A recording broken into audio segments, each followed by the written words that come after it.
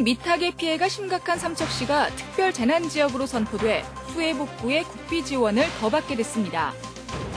조선왕조 의궤박물관이 옛 궁중 사고가 있던 오대산에 건립되면서 조선왕조 의궤 환수운동도 본격화될 전망입니다.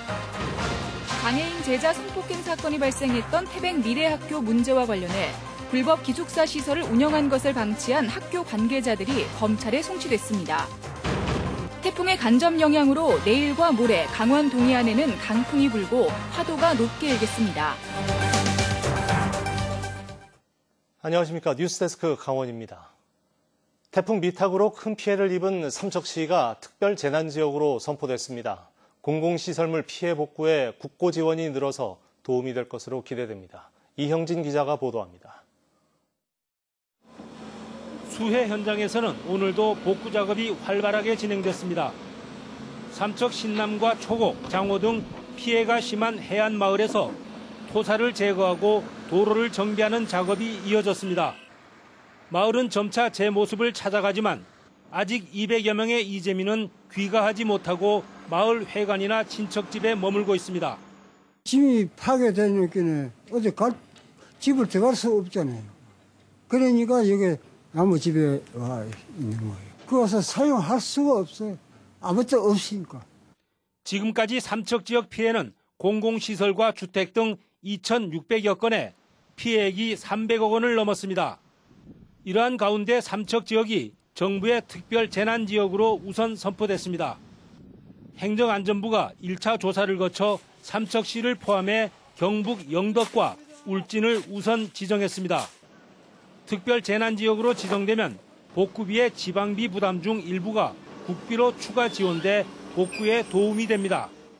간접 지원으로 민간시설에 대해 자금 융자와 이자 감면, 세제 혜택, 공공요금 감면이 이루어집니다. 이재민들의 구호, 또 더 나아가서 지금 정부 예산 지원으로 인해서 앞으로 정말 이러한 이 사태가 다시는 발생하지 않도록 항구 복구를 하는데 아마 엄청난 큰 도움이 될 것으로 이렇게 생각을 하고 있습니다. 행정안전부가 강릉시와 동해시에서도 현재 피해 조사를 진행하고 있어 다음 주쯤이면 이들 지역의 특별 재난지역 선포 여부가 결정될 전망입니다. MBC 뉴스 이영진입니다.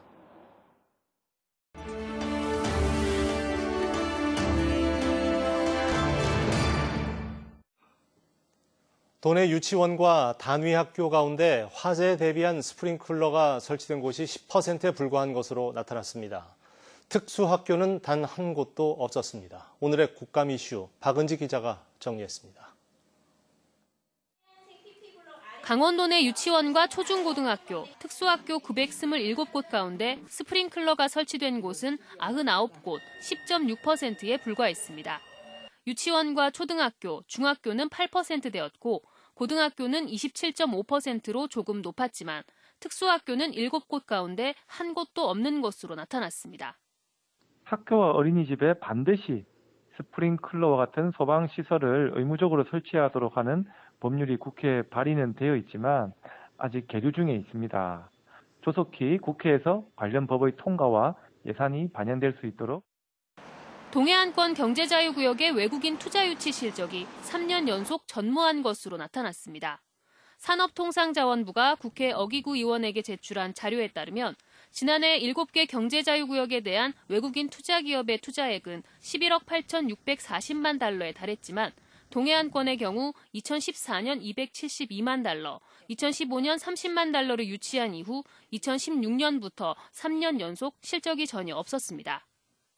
국회 김태흠 의원이 해양수산부로부터 제출받은 지난해 연안침식 실태조사에 따르면 전국 250개 해변 가운데 연안침식 심각 단계인 D등급 해변 12곳이 모두 강원 동해안에 위치한 것으로 나타났습니다.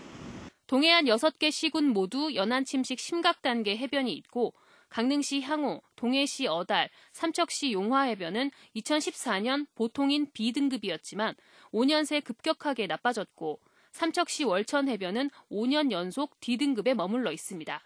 지금까지 오늘의 국감 박은지입니다. 조선 왕실의 주요 의식과 행사를 그림으로 기록한 조선왕조 의궤박물관이 과거 궁중사고가 있었던 오대산에 건립됐습니다.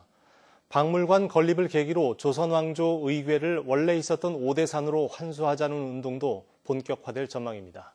권기만 기자입니다. 1895년 일본 낭인들에게 시해당한 명성황후. 혼란스러웠던 전국 탓에 장례는 시신도 없이 2년이 지나서야 치를 수 있었습니다. 그 비통했던 국장의 전 과정이 꼼꼼하게 기록된 의궤가 현대기술로 재탄생했습니다. 조선왕실의 소중한 기록 유산인 실록과 의궤의 의미와 가치를 살펴볼 수 있는 박물관이 개관했습니다. 조선의 중요한 기록들을 보관하고 또 이를 지켜왔던 오대산 사고가 이제는 박물관으로 후손들을 만나게 됐습니다. 여기가 그 왕의 기록지를 보관했다는 곳이구나. 아이한테 설명해주고, 그리고 저희가 환수받기 위해선 7년 정도 많이 고생을 하셨더라고요. 그래서 박물관은 실록과 의궤가 어떻게 기록됐고 또 어떻게 지켜왔는지를 이해할 수 있도록 구성됐습니다.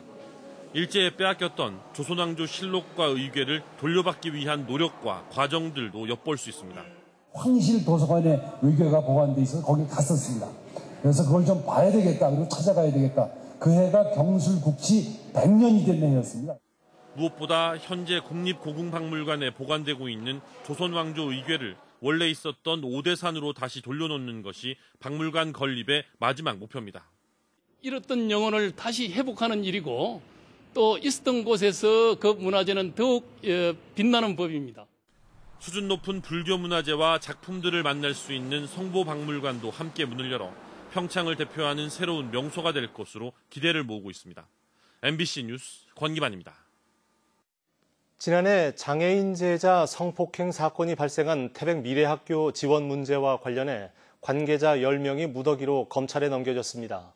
학교가 불법 기숙사 시설을 운영하는 것을 알고도 이를 방치했다는 혐의입니다. 홍한표 기자입니다. 지난해 교사에 의한 장애인 제자 성폭행 사건으로 사회적 물의를 빚었던 태백 미래학교. 이후 재단이 물러나고 학교가 공립으로 전환하며 파문은 일단락되는 듯 했습니다. 하지만 경찰은 태백 미래학교가 사립학교이던 시절 보조금 횡령이나 불법 기숙사 문제 등을 놓고 수사를 벌였습니다. 경찰은 지난 5월 강원도 교육청에 이어 태백시청을 압수수색한 바 있습니다. 결국 강원도 교육청 장학관을 비롯한 교육 공무원 4명은 직무유기 등의 혐의로 검찰에 기소 의견 송치됐습니다.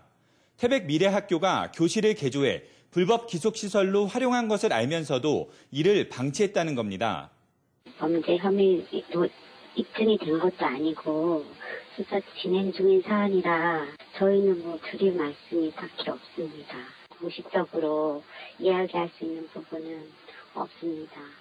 또 태백 미래학교 전 교감 등 학교 관계자 6명도 횡령 등의 혐의로 역시 기소 의견으로 검찰에 넘겨졌다고 덧붙였습니다. 강원도 교육청은 지난해 7월부터 2달여 동안 태백 미래학교에 대한 감사를 벌여 업무상 횡령과 회계 부정 등을 적발해 학교 관계자 등을 경찰에 수사 의뢰했습니다. MBC 뉴스 홍한표입니다.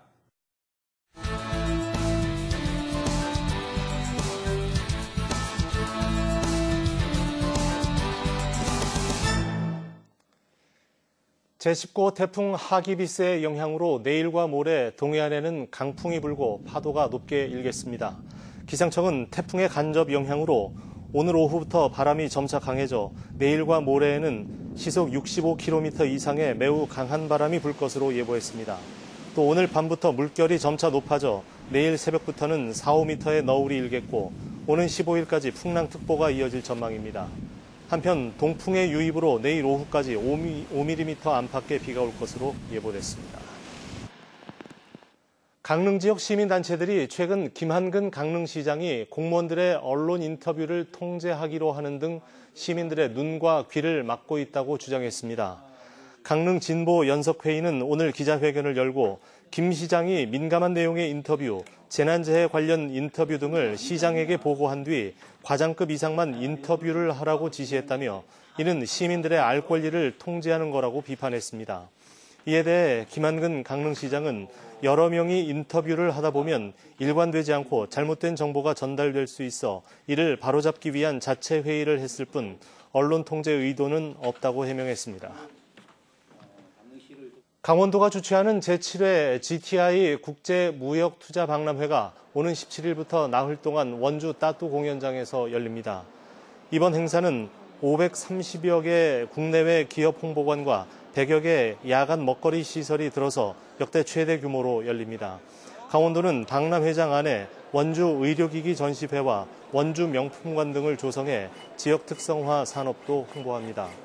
개막일인 17일에는 한국과 중국, 러시아 관계자들이 동북아 경제협력 방안을 논의하는 GTI 경제협력 포럼도 열릴 예정입니다.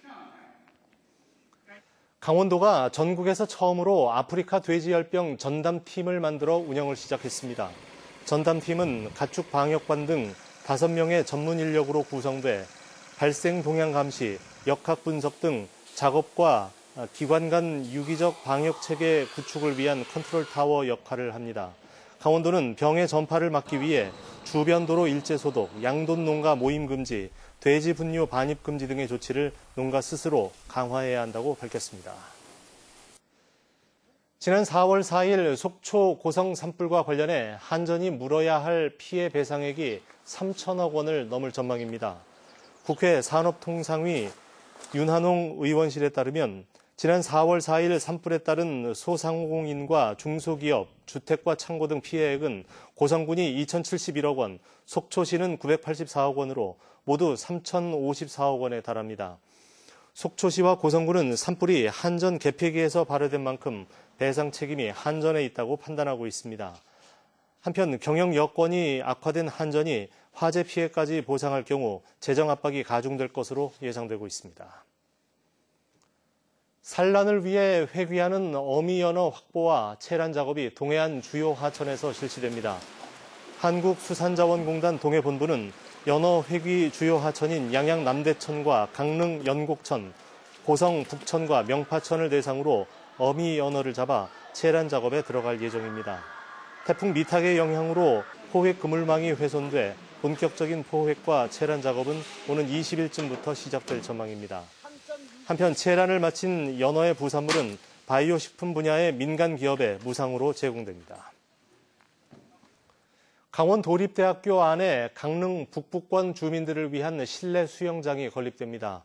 강릉시는 국비 12억 원, 도비 14억 원 등 모두 40억 원을 들여 내년 말까지 강원도립대 안에 지하 1층, 지상 1층, 25m 레인 6개를 갖춘 수영장을 짓기로 했습니다.